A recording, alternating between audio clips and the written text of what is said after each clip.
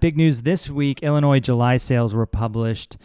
Some notable takeaways here. And for those that listened last week, we talked about June numbers, and I mentioned, we're going to have July numbers. So I do have some July numbers to share.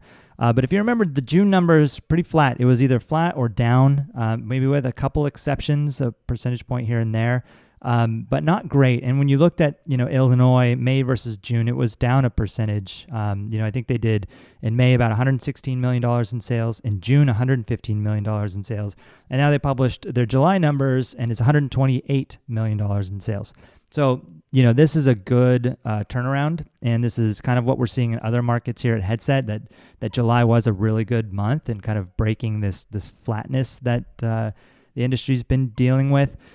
Give you context for Illinois, 128 million. That was versus 61 million last year, so they've more than doubled revenue. More good stuff coming out of Illinois recently with like licenses getting issued and the lottery kind of happening. So I think more and more, good news out of that market. Sizable market, a lot of population, but just really good to see kind of that breakdown. The last thing I'll say on it is that they do report on residents versus non-residents, which is crazy. At first, I was like, how do they know it? Why do they know it? Are they tracking every? Obviously you get ID'd, but it's tracked at some level. But Illinois does have some restrictions on if you're a resident versus non-resident, what you can purchase. And if you're a resident, you can purchase up to 30 grams of cannabis flower, which is quite a bit. It's kind of possession limits. 500 milligrams of THC in a cannabis-infused product, like an edible.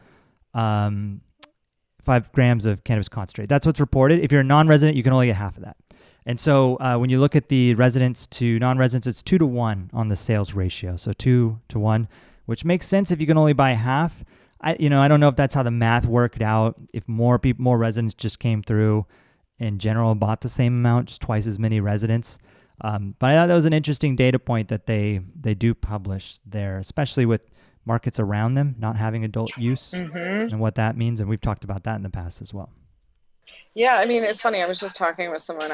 I've been in, for all of our listeners, I've been in New York for the last few weeks. I'll be here for a few more. And obviously I'm trying to get my arms around what may come here, which seems like we're just going to have to wait and see, especially with Cuomo and his disgusting stuff that he's gotten himself into. But that's a sidebar. But one of the things we were talking about is the Western Massachusetts stores, because of the fact of Connecticut, of New York not yet having legal programs. Those Western Massachusetts stores just bank it, and you can look at the numbers across the state, and it's like very clear about what's going on in the western part of the state versus way more populated Boston area in terms of residents, to your point. So I think it's a really interesting, it's an interesting data point, but I think it's going to continue, like to your point, where it's legal versus not yet legal is driving different traffic patterns. So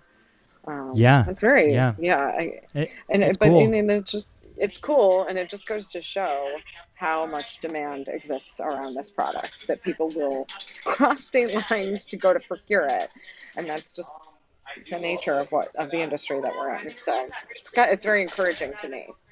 Yeah, when we look at county or like store sales in markets with adult use cannabis that are on the borders of states, like near Texas, and you see like a disproportionate amount of sales coming out of those areas, which is, I think, pretty clear, that people are crossing state lines, for that stuff. So Illinois kind of actually publishing that number is neat to see. Also, I guess in other state news, just from the Headset data here, to give you guys a sense of kind of what we talked about last week versus this week, where, June numbers were pretty flat. July hadn't closed out yet, but these markets like California up 3%, not a huge percentage, but you got to remember that California is a very big market. And so the more, sales that you see, the smaller the percentage growth is going to be. Colorado up 8%, pretty significant. We do see that in the summertime in Colorado, tourism, things like that. But I mean, that's some good growth for a very mature market. Michigan 7%, Oregon 5%, Pennsylvania 6%, Washington 4%. So it's a lot better than what we were saying last week when we were talking June numbers, where we were flat or down a percentage. And then you see, what's coming out of Illinois, and what is it? They did 115 in June, and so that is, what is that? Is it 11%? If my math is right, increased to 128. So going from 115 to 128. So that's great, and it's only gonna keep growing. So maybe we're turning a corner here. It is strange days, in June things were kind of opening up. Yeah, the pandemic was cooling down. Now we're kind of open, but maybe not for long. Who knows what's going to happen here? But that could have impacted June. There was stimulus stuff that was happening prior to that. So when you're just kind of looking month over month, it's really hard to kind of pin down what is going on. When we were talking last week, we're saying like share of wallet, like maybe people are spending more on restaurants and bars and going out, less on cannabis at that time.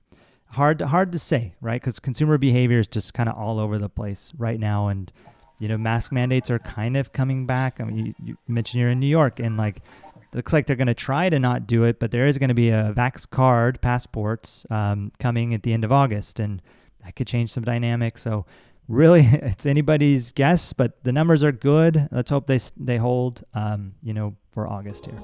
Listen to High Rise on all major streaming platforms and watch the visual on YouTube.